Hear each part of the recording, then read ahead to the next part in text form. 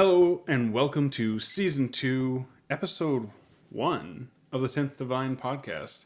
The show connects fans and players of the Elder Scrolls games to the community. And I'm your host, Crown ESO.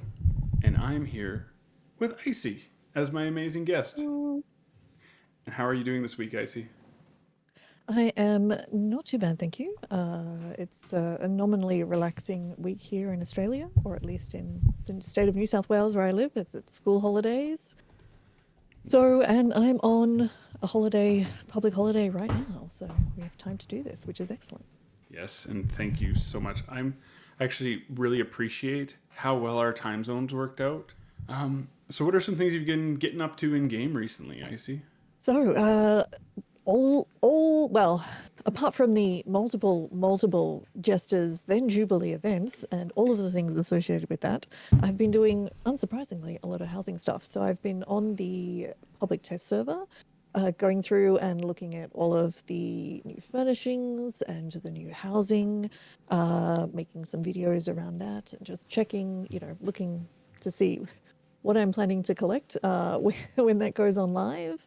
And on the live server, I've been doing lots of dungeons, building houses, just sort of your normal everyday ESO fun, pretty much.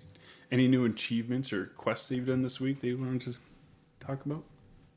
So, kind of, and maybe not new, but maybe redoing old. So Mm, with the new subclassing system that's coming with update 46, I'm going to need a lot more skill points on the warden character I've been playing at the moment. Because, they just had skills leveled and that was about it. So I've actually been going through and doing a lot of the old zone quests. nice. And I'm starting in the Daggerfall Covenant with the idea of I actually get to meet Prince Azar again because I've not really chatted with him for years, really. I've done the whole zone main quest twice, like once initially, and Nice. then once maybe a couple of years after that. But it's Like 7 years since I've last done that. So yeah, I want to. when I myself started getting into like the greater community of ESO and like communicating with people, I had this running joke going for a while that I was the 5 year side quest because I've been playing actively for 5 years and still hadn't done the main quest line. Yeah, definitely the time to do the original main quest as well, just Yeah. to work out what the story is and what's going on with Molag Bal, and all of those kind of things. And you get extra skill points for doing that as well. So Yes, I actually it was funny. I just did a quest line for the. I just finally finished the Mages Guild on my main character, and yeah. I didn't realize till I got to the end that the decision at the end was a decision that Lotus had just talked about actually Oh, on okay. Tales of Tamriel. Because if you Yep. choose the good option, you don't really get For rewarded. who? Yeah, But exactly. if you choose the bad option, you get 2 skill points out of it. And as soon as I got to the Mhm. option, I was like, oh, this is the thing he was just talking about. And then I was There's like, some significant bits going on in that storyline. It's excellent. you did mention that you like housing. You did mention you've been doing the questing. And Yes. Yes. I know I've been a part of your community for quite some time. So you've been playing ESO for a long time, but like, what brought you into Elder Scrolls Online? And like, did you ever play any of the main story games? Oh yeah. So my first sort of I first came to the Elder Scrolls with the original Morrowind. That was the game for me. I spent so much time playing in being in this strange world with mushrooms and different people and strange quests and so much dense lore.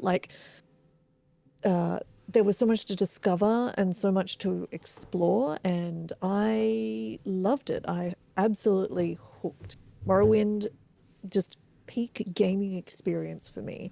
And then went and played Oblivion as well, the original Oblivion. And I remember thinking at the time, oh, I was weirdly a bit disappointed because it felt very traditional fantasy, and that hadn't been Morrowind. Morrowind had been strange and alien and unusual, and I loved it. And then it felt a bit conventional in Oblivion. But the story of Oblivion is so good, and the voice acting, and just I still like get chills thinking about Martin's story, like even 20 years later. Absolutely loved Oblivion, and then very much enjoyed Skyrim, but I actually enjoyed Oblivion more. Oblivion was much more, yeah, I just thought it was a better game, but still had, like 1,000 hours in Skyrim over two characters. I mean, we're, still talking way into the weeds. And Myself, then, same thing. I like yeah. I felt with Skyrim though, like I have a different relationship with Skyrim because it came out, Mhm. or like I got a hold of my copy right when I had injured myself and was on like duty at work, Ah, yeah, okay. and I Yeah, work fair enough. construction. So then they're like, Yep. "Here, do office work." And apparently, if you have nothing else to do because you're not in the office all day, our office work you can get done in like 20 minutes for the whole Oh, okay, day. fair enough. And I'm Okay. like, after I got to about, I used to smoke then, so it was like I was up to 2 packs of cigarettes a day. I'm like, okay, this has got to change. Yeah, So yeah, one day I that's not show good. up to work and I throw a big duffel bag in the back seat, and the boss looks at me and goes, "What's that?" I said, "It's an Xbox, a monitor, and some speakers." And he goes, "Well, you can't do that at work." It's like, it's either I do that or start smoking your cigarettes. And he goes, "You know what? You could do that at work." Fair enough. Yep. Something to do. Yeah, Absolutely. yeah, that Oh, was a good no, one. that's a great way to do it. Yeah, no, I remember I was on maternity leave, I think, when Skyrim came out. Must have been. I remember going to get uh yeah, going to get the collector's edition, which I still have the dragon and the sort of the mountain that the dragon sits on. And I've still got all Nice. my original Morrowind boxes and Oblivion boxes, and I've still got the original Oblivion coin that came in the box and the maps. That's Got so all the cool. I got all the know bits. Lotus cries a little bit that we don't get boxes anymore. Yeah, yeah, that's true. That's true. It is a bit sad that way. It's all digital these days, but yeah, no, I've got those and I'm hanging on to them. So they're all just right there in the cupboard behind me. And then I remember, I guess, oh, it must have been, I suppose 12 years ago approximately, that I heard a rumor that we're going to do a multiplayer Elder Scrolls game. And I was like, there's no way they do that. Oh, could you imagine? But there's no way they would. That's just, no, that can't be real. I Secretly also remember hoping, doing that. was, is that real? Is that real? And Yeah. then it turned out that it was. I got in on the second beta test, and I was hooked forever. So, and 11 years later, 11 and a bit years later, still here. So, which Just of the games is playing like all the. your favorite? Oh, so I think I have to say Oblivion. Yeah. Oblivion. The reason I say that over Morrowind is there's some funkiness in Morrowind, like that's just kind of like there's some The never hit real, flesh. yeah. It, it's really hard to put it between the two. Actually, sorry, if we honestly, Elder Scrolls Online. But if we're Hmm. talking about the original games, I would say I can't really decide between Oblivion and Morrowind. The problem is you can't really go back and play Morrowind without completely changing it to an utterly new game because it's just too old these days. Yeah. You can, and I did before Blackwood for ESO came out, you can go back and play Oblivion. Hmm. You can still, it's still, and obviously they've re-released it, so I'm going to go back real soon and play it anyway. I But was gonna um, ask you if you can had still do plans it. to get into it. Oh, yes. So thanks to Bethesda ANZ, they've given me a code for Oblivion, Nice. and I am going to play the heck out of that game. I'm waiting to play it at first on stream, so Hmm. do it with that'll be tomorrow basically. Sort of started out, make a new character, do the whole things, and it's like, oh, I cannot wait. I absolutely cannot wait. I'm just really extremely hyped. But yeah, I'm so going to play the heck out of that. So So I had seen like the it announcement looks so picture pretty. about the live stream, and then they're like, and then I don't know, I blanked on what time that meant for my time zone. I saw other people had gone live with, "Hey, we're watching this," and I was like, "Oh, that's a thing right now." And I jumped on a couple minutes into it, and even though my internet was like lagging and it was kind of skipping in the opening scenes for the reveal, I watched the transition where they shifted from old Uriel Septim to the remake version while he's doing Yeah. his "You're the one from my dreams" little speech. And I just like melted. I was like teary eyed. This is so beautiful. And So excited. Yep. my wife actually went online, logged into my Microsoft account, and purchased it before he announced it was available for release. She's like, Oh, "Hey, did you get an email?" I checked my email. I'm like, you bought that for me?" She's like, "You were crying. I figured you needed that." I was like, oh, that's so "Thank you." And then lovely. he's Oh, like, "And it's available now." It's like, "It was available a couple minutes ago, apparently." okay. Yeah. That's best partner ever. Uh, she is Keeper. fantastic. Earlier, you mentioned you're working on a warden. Is that your original tune, or is that a new one that you're running? No, it is ooh, kind of both. It's not definitely not the original tune. So my original character is still played all of the time, but only for crafting and questing and housing. Hmm. So my original character is a Nightblade, and I have honestly never Really is the best actually class. been able to Nightblade. I just I can't, I am unable to produce damage. It just doesn't work. I The, can't there's an do that adage like of end game stuff. It's not. It's for me. I realize lots of people can, but for me, it just doesn't work. However, she is fully sneaked. She's vampire. She can just do anything sneaky. She just can run faster in stealth than a different character can what's her sprint. race? And is like dark elf So because I there's always this. played a dark elf in the earlier games. So of That makes course I had sense. to be a dark elf for the first ESO character. Uh, So Myself, Argonian, same thing. My main is an Argonian, and there's yep. this adage I see in this like staple of commentary of like, "Oh, I'm new to ESO. What class should I play?" And most everyone goes, "Not Nightblade. Start with something else." And then I laugh because that was my first class. That was my wife's first class. Two out of Yeah. three of my kids picked Nightblade as their first class, Yeah. and so It just just like yeah. apparently Yeah. we I, like I punishing certainly ourselves. yeah, I certainly don't recommend a Nightblade if people ask. So what's a good first class? But yeah. So I am bad at night playing. I know lots of people are good at it, but I just can't. So right now I'm playing a warden who was originally spun up as a Redguard warden for PvP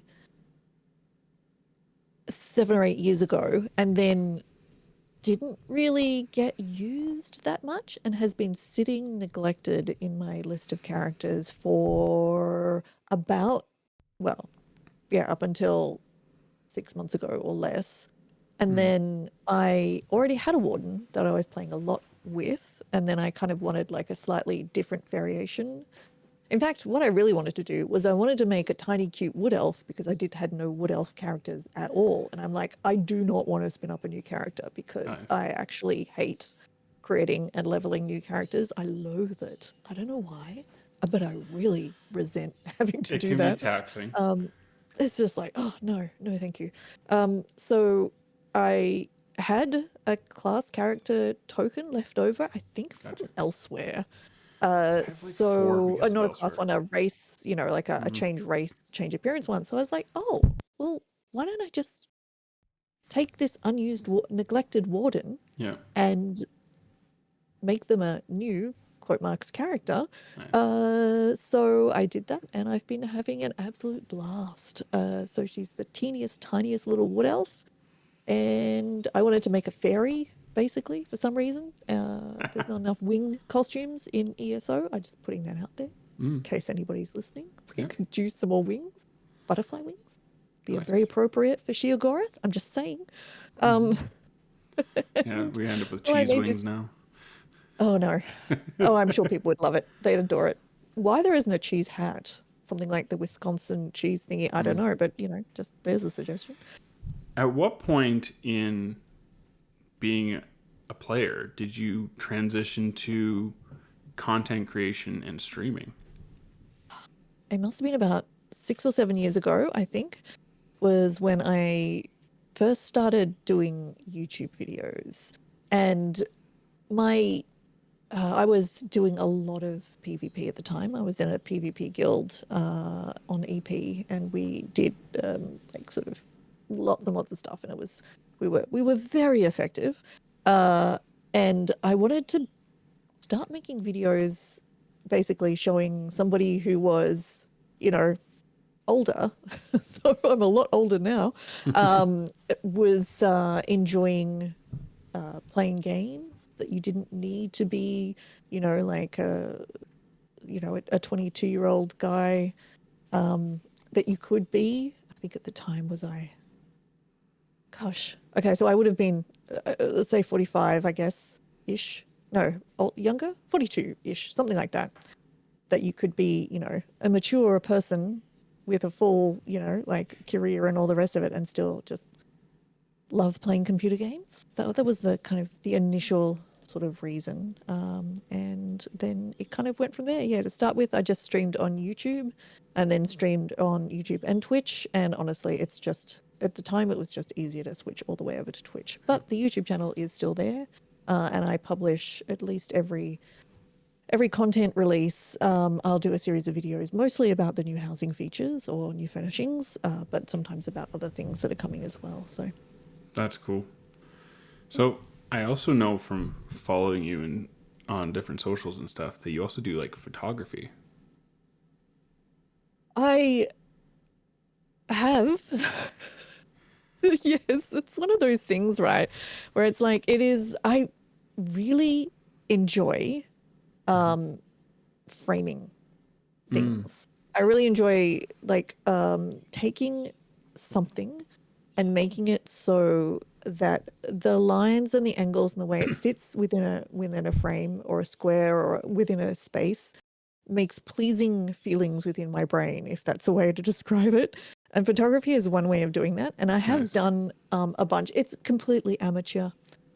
It's just me, at the moment, really just using a mobile phone camera, just taking pictures of something I interesting. will say When I though, everything was, starts as amateur. oh, of course, yeah, no, and I at some points have thought, oh, do I really want to do this? And I do have a nice camera, which I'm using right now for streaming.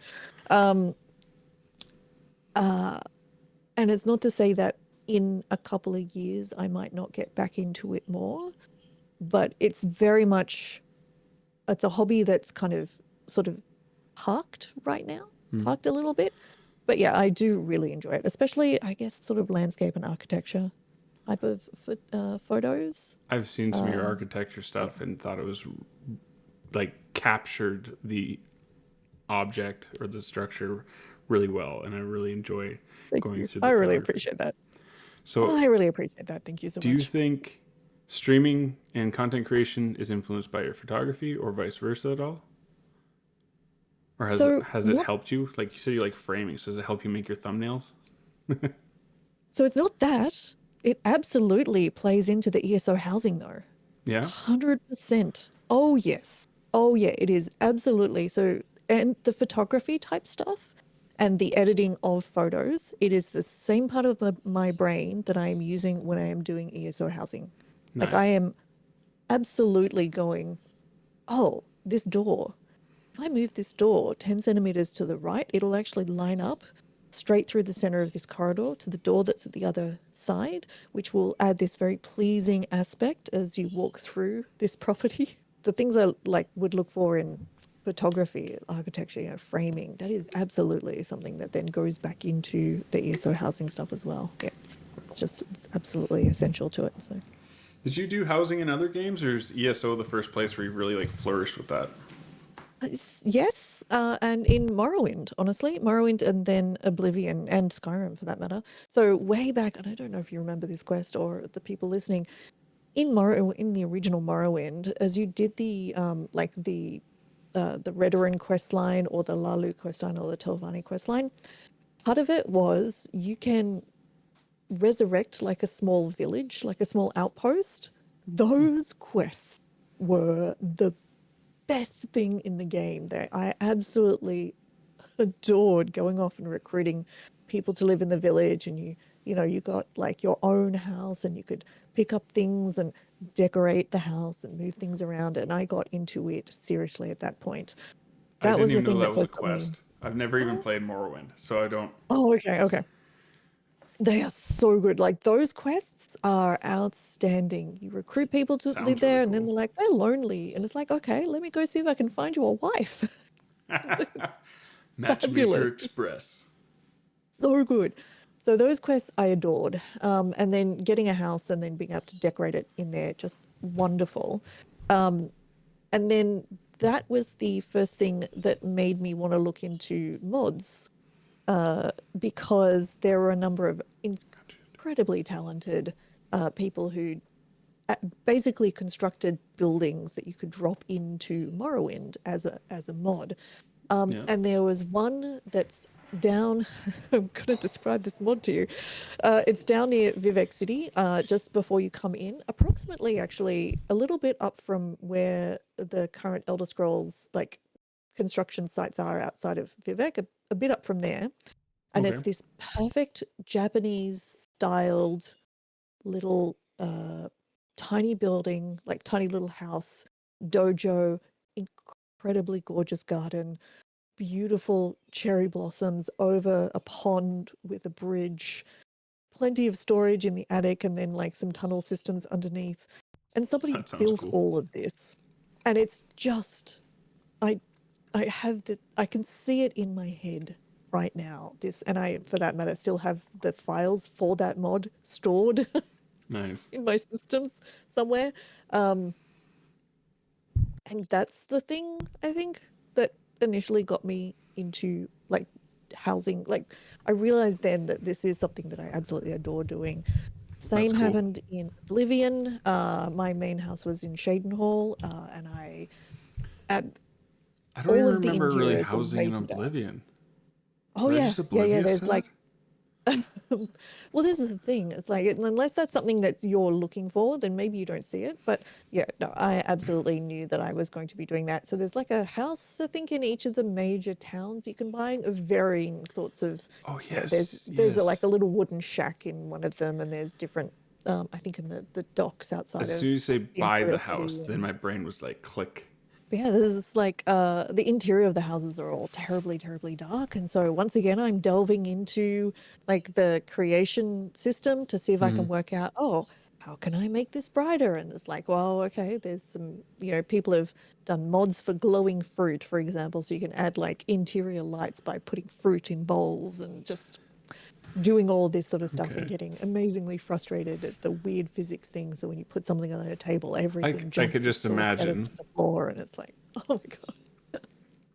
Yeah, at least we So don't yeah, have so weird that was physics in ESO. mm, Well, that's true. less The weird. the housing ESO is amazing in interesting ways. So My daughter uh has just started getting into housing.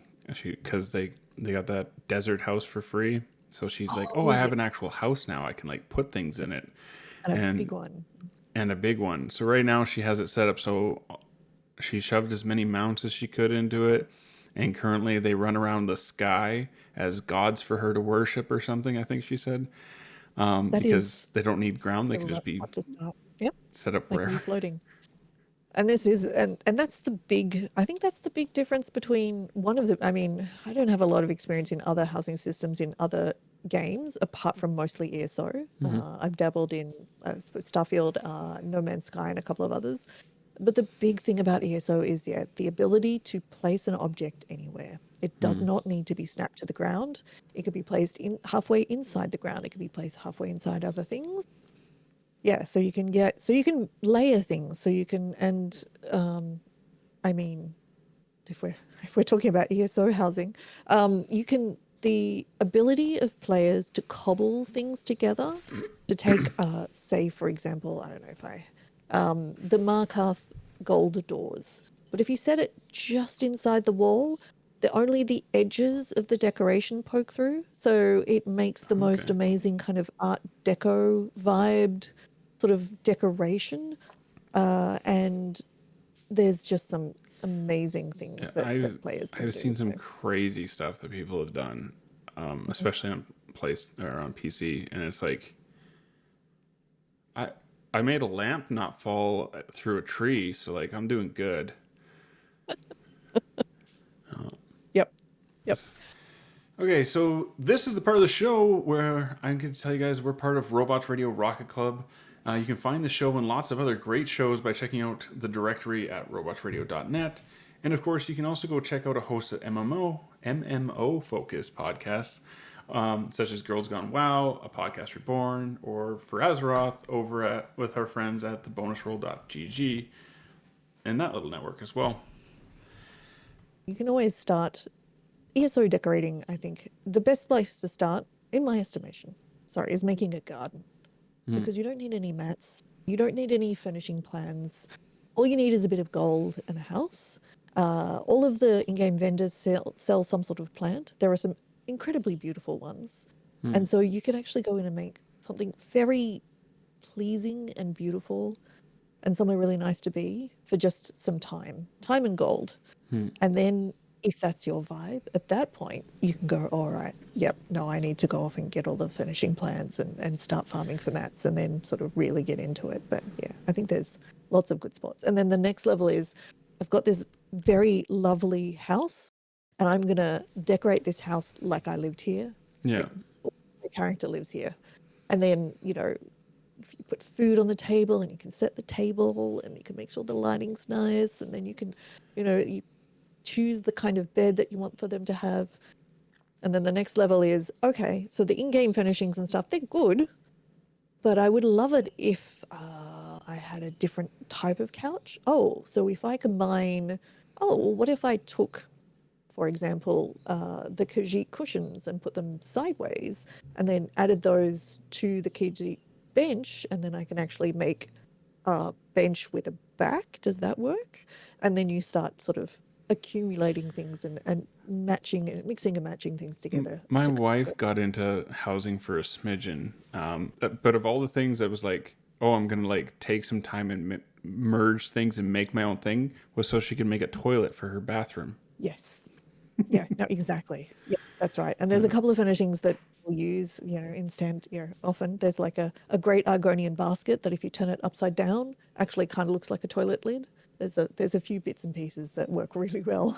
So, and people who do a lot of housing are always looking at different objects to kind of go, oh, how would that work in a house? If I turn this upside down and rotated it through 45 degrees, oh, the circle on the outside of that, that's like, oh, would that work? A good one are the some of the grief, I think they're grief cups, which are white and they've sort of got ridges on them. But if you turn Okay. them sideways, they make a roll of toilet paper. Oh, So there's a few that's there's a awesome. few funny ones that people Yeah. use. So So, if we were gonna get into like helping people get started into housing, how do people go about getting the stuff? Like, where are the places to go? yeah, absolutely. So you've got a couple of options. So as I said, there are in-game vendors who sell some limited ranges of furnishings and a lot of plants and rocks and that kind of thing, which is why I say start with the garden. So you can get a feel, is this for me, before you put a lot of time and effort into it. So if you said, yes, this is my jam, I'm absolutely doing this. The next thing is gold. So if your gold is really expensive, you'll find as you play, you'll have enough. But gold is good. So finishing plants drop from the world, doing looting containers, doing quests. Actually, not doing quests, but mostly looting containers, looting mobs. So loot all of the things. You're probably doing that Be a loot already. goblin. Learn all of Start the them. finishing plans. Yep. So just eat all of the finishing plans you can. I also Structural finishing remember. plans. Sorry. Yep. I also remember we made the comment about gold. I remember at one point also being like, "Oh man, I wish I had pets." Now I wish I had Yep. more character slots so I could have enough for all my pets. Yes. Yes. Too many pets. Too many pets. Too many mounts. And yeah, none of them really get used. So, but I do use Actually, no, I lie. I don't use all of my houses. At some point one day I'll use all of my houses, but so I like that but I use the random mount thing. I've got yeah, that that's set really up cool. for my main character, so every time I get on a mount, I have a different one. So I'll Yeah, eventually cycle through them all now. yeah, no, that's great. I really think that one's an incredible addition. That and the ability to favorite things, I think, is really fabulous. So yeah, you can find the ones that you want to rotate through.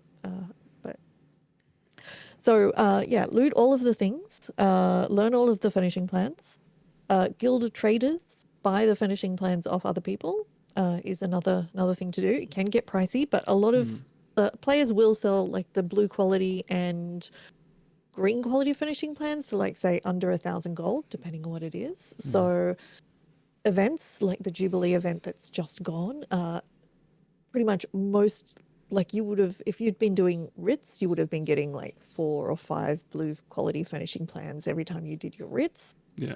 eating all of those.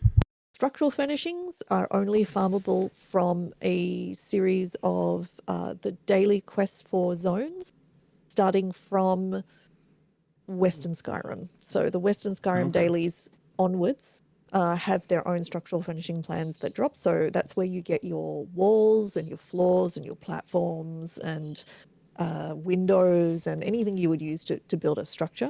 I You didn't can even know buy that those they off other. separated it like that. Yep. So I have just finished. I had to buy the last bits. Just finished farming the structural finishing plans that were from the Westfield dailies. So there's also there's so it's each of the chapters and also the story zones in Fargrave. One other that's not coming to me right now. UESP will have where you can farm those structural finishing plans from, or just come ask me in stream and I will probably know. So, but yeah. I applaud you And for being able then to remember that.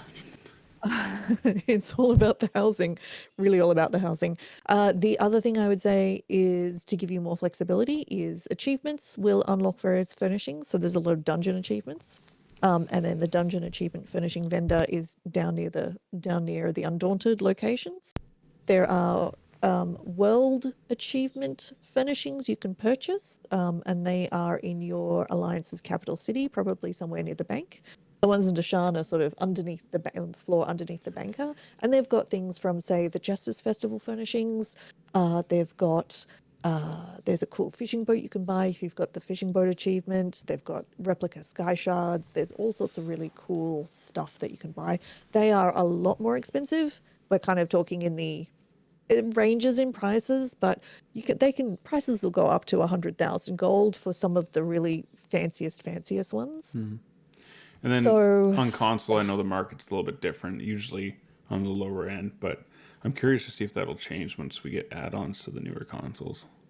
yes, that will be really interesting to see if that changes. So one of the reasons, I mean, certainly there are a number of market add-ons, so like on PC, so ones that allow you to see what's the going price for this. So oh, so market prices will go up because people do that.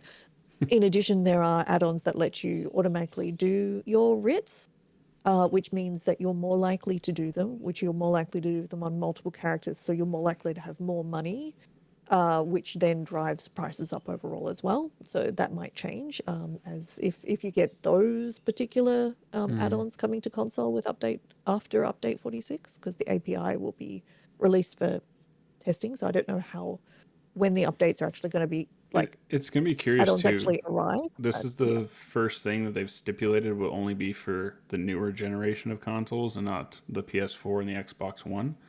So yeah. So that until it's will be fully interesting phased out, actually. that'll also like Yeah, skew the that economy too, because only it like could skew the economy. Yes, part of yeah, the absolutely. groupings will be able to see things, but not everybody if we have those types of add-ons. So that's kind of Yeah. interesting. I know Lotus is like, well, if nothing changes in our economy, then we can't blame add-ons on PC, so we have to blame something else. But No, that's true. Yeah, it certainly makes it easier to make money, I think, having add-ons on PC. So not that I'm all about the making money. I like I am making the money, so I don't feel guilty about spending gold on housing stuff. I'm not like using like money as like a win scenario for me Uh, personally. It's just this like sounds like I real just want life, enough. though. Yeah, I need to be able to yeah, justify the spending, so I got to make it yeah, first. yeah. Pretty much, pretty Yeah. much. That's exactly it. I don't want to have to scrimp and save when it comes to the housing stuff. Not that Hmm. I spend that much. I'm very frugal in game. I only really buy it if I absolutely have to, but it's nice to not have to worry about it. And so the other main source of cool furnishings is from antiquities. So there are Hmm. both a whole range of actual fancy furnishings that you will get leads for as you do things around the world. Mostly it's just, most of them are just do stuff and you will get the lead as opposed to being locked behind, a particular kind of like combat or killing a particular boss or anything. Mm, It's gotcha. mostly just, oh, I randomly got this lead. Hmm. And they're really cool and you dig those up. And then the other one, which has been introduced from the last update, is if in a couple of zones. So right now we're talking basically Alien zones. So Blackwood, the Gold Coast, Westfield, and I want to say one other. If you continue digging the antiquity, so if you excavate the whole, basically all of the additional things you can get apart from the Hmm. antiquity itself, sometimes one of those additional things you dig up will actually be a furnishing plan for an alien structure. When we get to update 46, you'll be able to fully excavate areas in Solstice and you'll get Tideborn Argonian Hmm. structures. Mostly they're statues and things. They're not platforms and walls in the same way that the alien ones are. So Oh, gotcha. Didn't even know they added that into the yeah, system. the Housingmancers keep an eye on it, but yeah, it's not everybody's aware of it. So in those particular zones, yeah, it's worth digging up the whole, like continue to dig once you've actually excavated your main thing. I'm curious, where do you think the term Housingmancer came from? I don't know. It sort of evolved, I think. I mean, we have necromancers, and Yeah. then it just kind of Housingmancer just kind of evolved from that, I think. Are we undead? Are we raising the dead to really just build houses? I mean, kind of. It's like you know. You mentioned some of the add-ons. Which ones do you hope the console people are going to get? Okay, okay, okay. So, I mean, I absolutely play on PC, but there are a lot of people who hang out on my stream that I know who are on console. So things I think that take a pain point and smooth it over, I think are the most important Hmm. add-ons that should go first. So I would say map pins. Oh So there's God. various map ones which just show things on the map Yeah. before you get there. You can turn it on or off. You don't need to use it as an add-on, but I think that one's a really great one.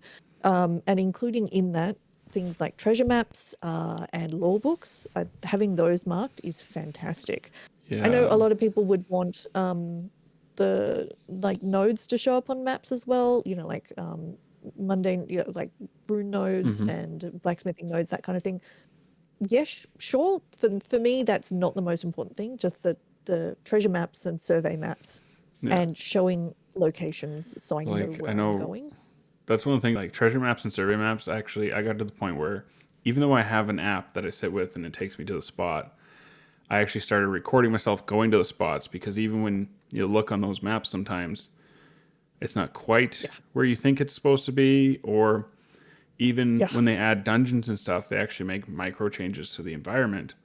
So yep. there's one in Survey, a different dungeon, or they moved something, and it was I watched somebody else's video, and I'm looking at mine, I'm like, there's like a whole new building here, and so the whole survey had been moved like 90 feet Yep, to the right to make room for this new door, yep. and it was like, oh, well there it is. So I think that's the absolute main one. And then the next one that I think is just so good is the Doglebloon's Lazy Writ Crafter, because that is it just saves so much time. Now, you can they've added a whole bunch of things as part of the base game which have made doing things like writs easier, Yeah, where it says, oh, like there's an actual quest arrow only. next to you, click this box, click this box, Yeah. click this box to create the thing. And that's great.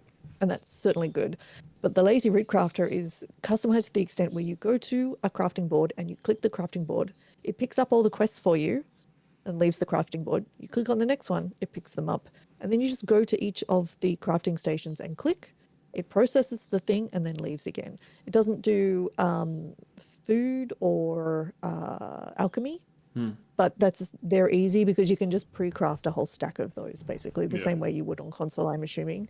And then they're in the bank. And then if you have a banker and you talk to the banker, it will automatically withdraw what it needs from the banker.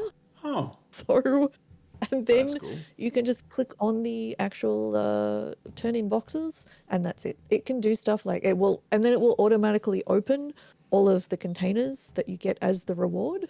So I'd say those two are the ones I would say above and beyond anything else.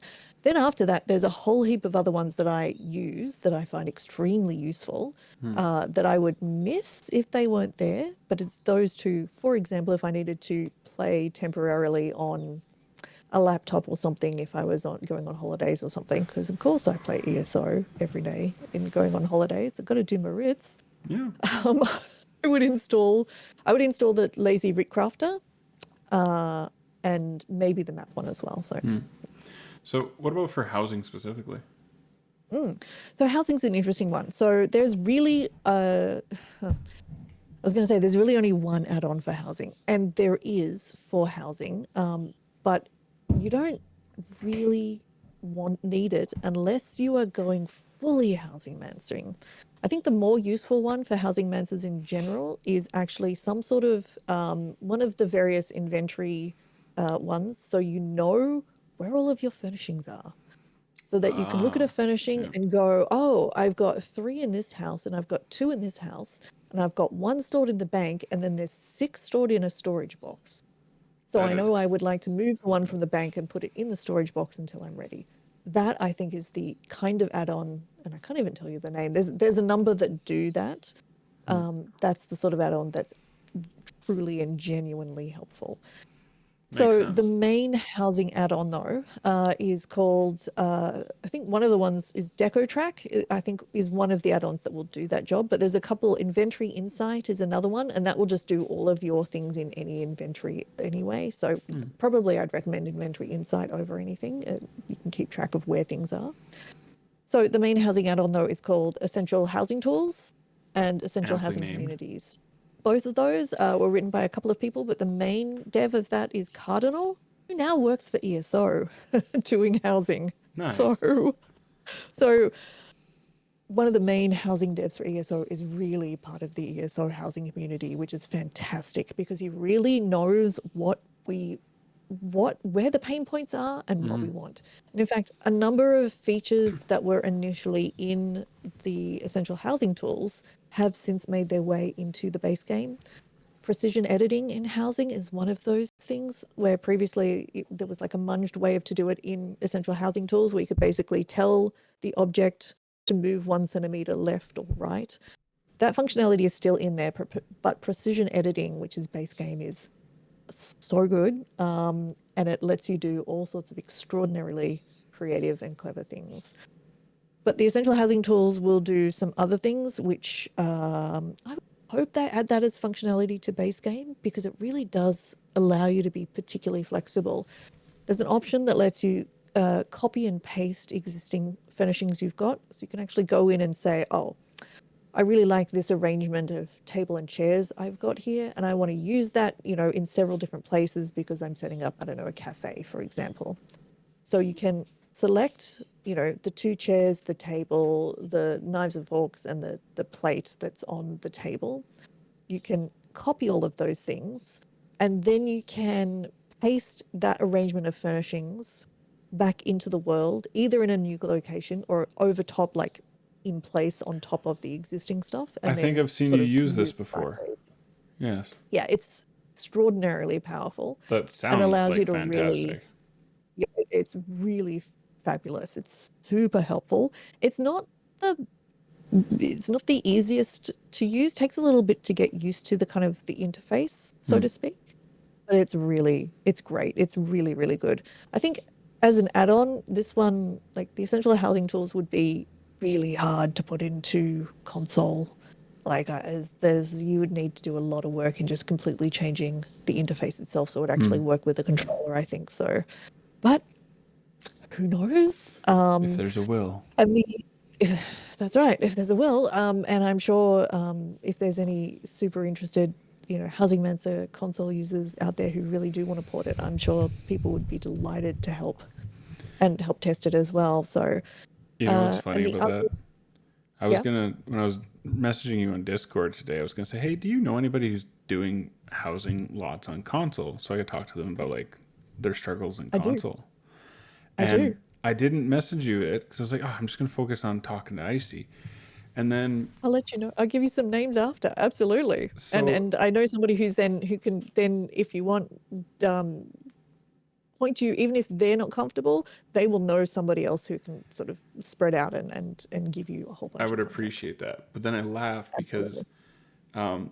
in the guild that I've been helping do invites for on Xbox right now, Hmm. this guy that just joined the guild, he's like, hey, my main house is set up as a guild house hall, but nobody's using it right now. So like, if you guys need that, I see your Oh, guys' yes. house is marked as being under construction like 9 months ago. So if you want, you can use this. It's like, oh, okay, cool. And then we get talking in Discord. He's like, yeah, if you don't like that one, I got like 6 others I've got fully furnished and ready to go. And I'm like, I'll be talking to Yeah. you later. Yeah. Housing community on console is really big. So yeah, so the person I know is on PlayStation, but they do amazing work. And I'm just is so in awe because yeah, I've got shortcuts. I mean, I'm a PC player, so that by definition, if I'm using add-ons, and I sure am, I'm running with shortcuts. I'm running things that make my life in the game easier, including in combat, but in housing, absolutely. And they're doing it by hand, by Yeah, eye, I by remember controller. So when Jibs and Cash did the original Lore Seekers podcast.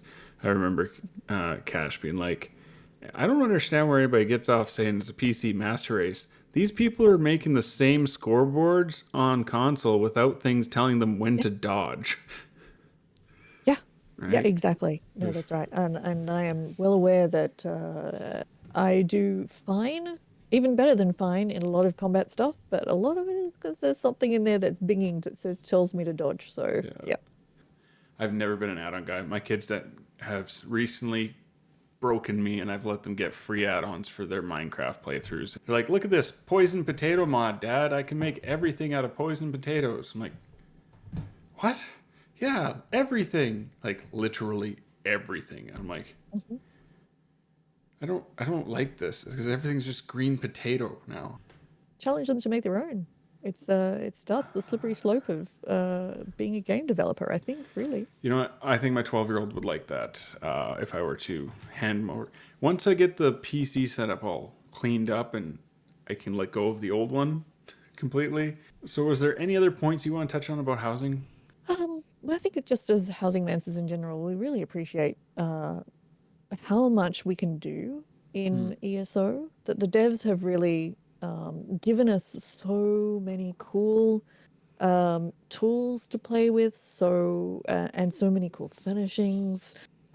There's just some of the houses just so gorgeous. I hope that the devs have fun as well. The devs who are building, for example, the Theatre of the Ancients, which is one of the new crown houses that's currently available to preview on the test server. It looks like Meridia's realm.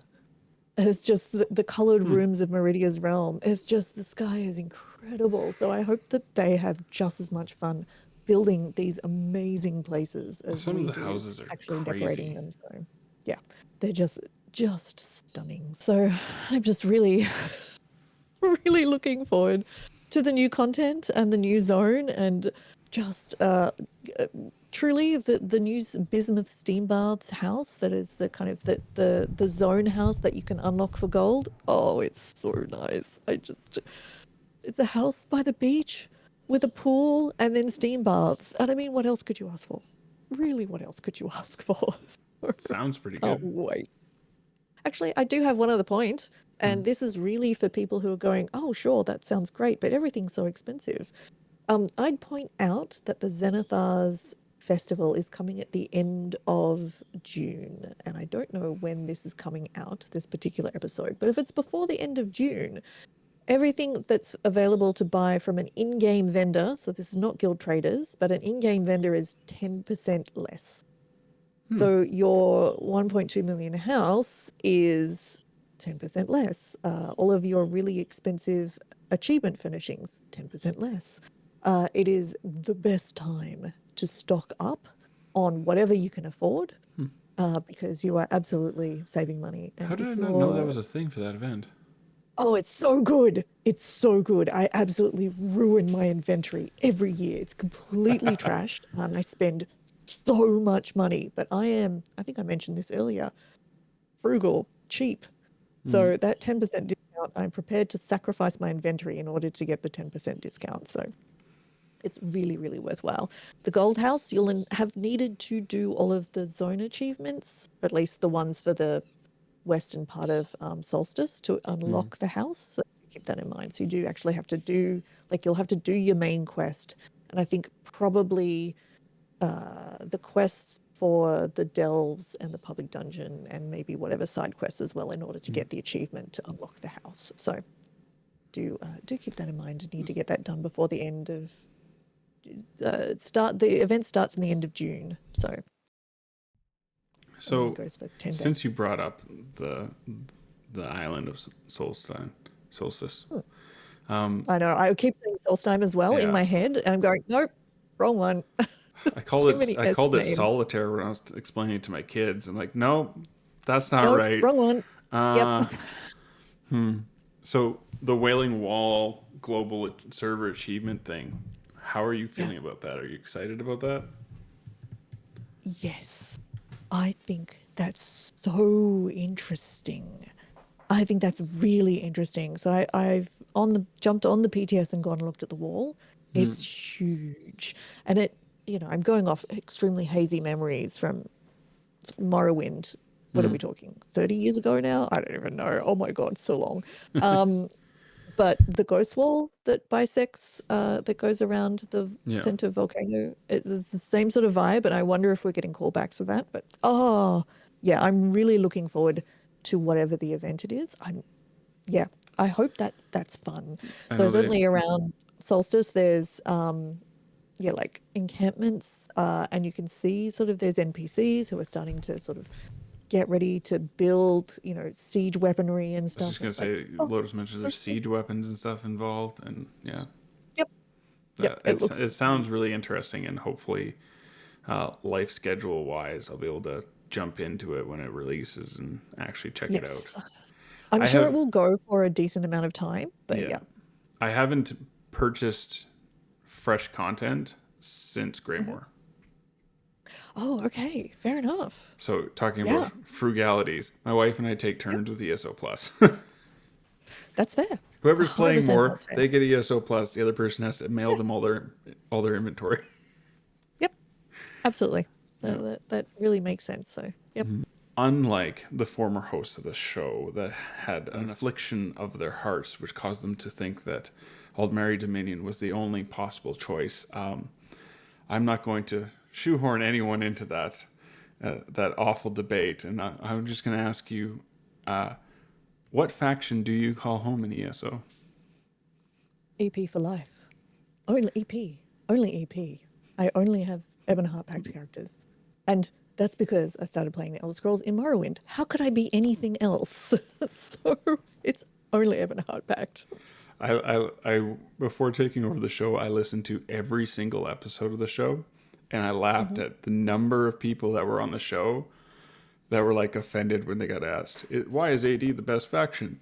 And it was just this like hilarious tangent that every single player would go off on, even the ones that play for Blueberry Team. Like it was like nobody wants this question. Why is this a question? And but like in my own episode Look, of the show, Queen Irene's really cool, admittedly. But yeah, yeah, Ebon Heart Pact. I even said like Ebonheart Pack, that's my main, that's my home base, but I actually have 2 characters for each other faction and only my mains in EP. If you were to pick a singular quest throughout all the games, which one stands out in your mind? Oh my God. I think Alchemy's Quest in Somerset is incredible. It's exquisite. It's just so lovely and thoughtful. And I would say more if we go older. I mean, can I have multiple answers? If we can go older. So as I said earlier, I've only just been going through some of the old zone quests. So I've just redone the Stormhaven and the Sleepers, and just the kind of thought of like somebody coming into your dreams and then making you do and say things that you don't know that you've changed is really creepy in a great way. Like And I think that's Inception, a like. fantastic idea of a quest. So there's lots. There's lots of Yeah, amazing there's lots. quests in all the games, but Yeah. Alchemy was the first one that came to your mind, though. Yeah. Yeah, that quest is incredible. She's such an interesting character, and such an interesting character, also part of such an interesting organization, like the I can't remember the name of the with the masks that they're Yeah. wearing. I can't remember the name of the thing. But yeah, just a really, really nice addition to the game, both the person and the actual kind of lore around her as well. So If you could bring any race or creature from Nirn to Earth, what would it be? I think I'd have a like a little bantam guar. I think I would like a little pet guar, like just a little one, Yeah, my just wife as would like love that too. hanging out. I think a little bantam guar would be, yeah, absolutely. Though if we're talking intelligence, an Alfiq, I would just, yeah, like I don't know if I would enjoy looking after an Alfiq, because obviously I would have a full person of their own right who's very demanding, but who doesn't have hands and feet and needs somebody to do stuff for them. But I still think they'd be fun. I think aren't like typically the Elfiq most like very magically inclined though. That's how I They can't get are, around but it. I'm just sort of thinking of somebody like Cyrene is like, are you doing, is she gonna do the stuff for herself? No, I don't think so. I'm sure you would be cooking for her and doing all of the things for her. So yeah, Our cat of the house is actually named Azabi after the perfect. banker. Yeah. I Perfect. didn't Yeah. want a cat, but the trade off was I got to name it. So I was like, well, Hmm. then it's gonna be Yeah, named after this one or absolutely. this one. Is it a male or a female? Hmm. Completely. Now, switch that around. If you were to take something from Earth and place it into Nirn, what would that look like? Well, funnily enough, this ties back into something we were talking about earlier. Toilets. I would take a toilet Toilet and preferably manufacturing plumbing. facility. Yeah, yeah, just even, I mean, I would settle for just something that looked like a toilet as an object in the game that I could place into a house. In the first time you really see that in the game is in Vardenfell. If you look in, for example, Balmora, under the beds, there's like a convenient A shaped bedpan. bucket. That's yeah, that's the first indication within the game as a whole that people need to go to the toilet. Well, So other than some, there is a lore book that basically says all the rivers flow to Black Marsh. That's why it's gross. oh, is that? No, I've missed that law book. I mean, Yeah. also, I mean, there's a bunch of weird things in a whole bunch of dungeons that do absolutely reference bodily functions, but for the characters themselves, yeah, that's the first time I'd noticed it. What's the biggest moment in gaming you wish you could relive for the first time? The first time I cleared Veteran Maelstrom Arena, the absolute first time I did that, I literally fell off my chair the first time I achieved that. I had spent, and I am not exaggerating, That's hilarious. several years up to that point teaching myself how to get better at combat so that I could clear VMA. I mean, I was stuck in the fourth round, like not the fourth, the ice round for like like 2 years, something. And every week I would come back for a session, like a 2 or 3 hour session on stream every time, try and get through that. And just the first time I finished VMA complete, I was, the thought of it now still makes me feel both relieved and happy. So yeah, absolutely that. So That's awesome. I think for myself, it's actually probably first time using the galaxy map in Mass Effect. and like Oh, actually like I'm in control yeah. of this spaceship. That was a big moment in my gaming stuff for sure. Yeah. Mass Effect, incredible. You know, the thing I did is 'cause Mass Effect was huge in my gaming for me. Um, just I just listening to the Mass Effect music at the in the start screen Virgil. is enough to bring me to tears. It's just that music itself. Yeah, the Mass Effect, absolutely. Either in game or in reality, but like, what's your favorite time of year? Oh, I like it when it is neither too hot nor too cold. So autumn or spring. I think I prefer autumn. But yeah, like right now, lovely. Hmm. I'm in a t-shirt. My feet are not freezing, and it's not so hot that I need to have the fan on fast, and the computer is heating up the room to be ridiculously uncomfortable. So right now is fine. So 3 days ago, it was 22 degrees out, and 2 days ago, there was a foot and a half of snow that fell, but it all melted for the most part. oh my God. Okay. Yeah, Spring in that is weird. Alberta is not spring. Yeah. Yeah. So, May long weekend, the 20th ish of May, should be the last time it Mhm. snows, usually is. Okay, that's late. It never That stays, feels. but it almost always snows on. What is your favorite in game location, though? Any game? Yeah, on the moon in outer worlds, Mm, outer wilds. Sorry, let's be really clear. Outer wilds is the best game I've ever played. Full stop.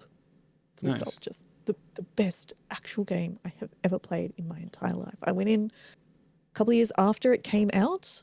And I did go in blind. I did not know anything about it, apart from people just had said, "Oh, you need to not know about it." So I'd made sure I hadn't been spoiled because I thought, "Oh, this sounds interesting. I might play that one day." And it um it was incredible. It is incredible. It Mm. is just the like just oh my God. Everybody should play Outer Wilds. You should absolutely play Outer Wilds. One more for funsy question. Mm. What is your least favorite gaming experience? Oh. Hmm. Banishran Hollow in ESO. Oh, I can clear it. I can clear that. I've done that on Vet. It is the most painful experience. Oh, I hate it as much. In fact, I hate it more than I used to hate VMA because it's just like I can do VMA. I know I'm good enough to do this stuff, and Yeah, I can just oh, like it's weird like I can see the pain on your stress face. response. I get this stress response going in there. It's like, oh no, oh no. Anyway, that is something that I will need to overcome properly, and I just want to be able to just be able to do it, clear it the Mhm. same way I can do VMA, and it is not the same. And I just maybe after update 46 drops, and I'm running a subclass warden build, and then we'll see. So So before gonna I jump into gonna be post interview stuff with you, Icy, I just want to say thank you so much for taking the time to join me on this first recording and dealing my with all pleasure. the scamps at the start of it. And would you just let the listeners know how they can find you if they want to get into your community? Absolutely. You can find me at twitch.tv/ICYIC, where I stream the Elder Scrolls Online 4 days a week. And I would love to see you over there. I'm on the ESO stream team, so I often have giveaways thanks to ZeniMax Online and Bethesda ANZ. And you can find me by searching for Hullo with a U, it's Icy, on pretty most of the socials. But I do have to say, I am not really present on them. I am attempting to retrain my attention span by not doing social media right now. So I do post going lives and other things that I find interesting. You can mostly find me on, or you can find my content, I should say, also on YouTube at youtube.com/Hulloitsicy. So, and that's got all of my ESO type stuff, occasionally other games, but mostly, ESO housing things about the new content that is coming up, occasional house tours, that kind of thing. So thanks to everybody else for tuning into the show. I hope you like my first kick at the cat. If you enjoyed it, please be sure to let other people know and give it a review wherever you're listening. Rating and reviewing the show is what makes it so people can find it. So I would really appreciate that. You can also give us a review over at the Bonus Roll podcast directory, bonusroll.gg/directory. And if you want to get in touch with the show, you can find us on Blue Sky, Instagram, Threads, and YouTube with at 10th Divine Podcast. You can email me at 10thdivinepodcast@gmail.com. And you can find me specifically with at Crown ESO, ESS0 in all those places, as well as on Twitch. Sometimes it happens. If you'd like to support the show, right now the option is to go over to ko-fi.com/thepiercefamily, PEARCE, and we'll be back in a fortnight with another lovely chat about Elder Scrolls. Tot scenes.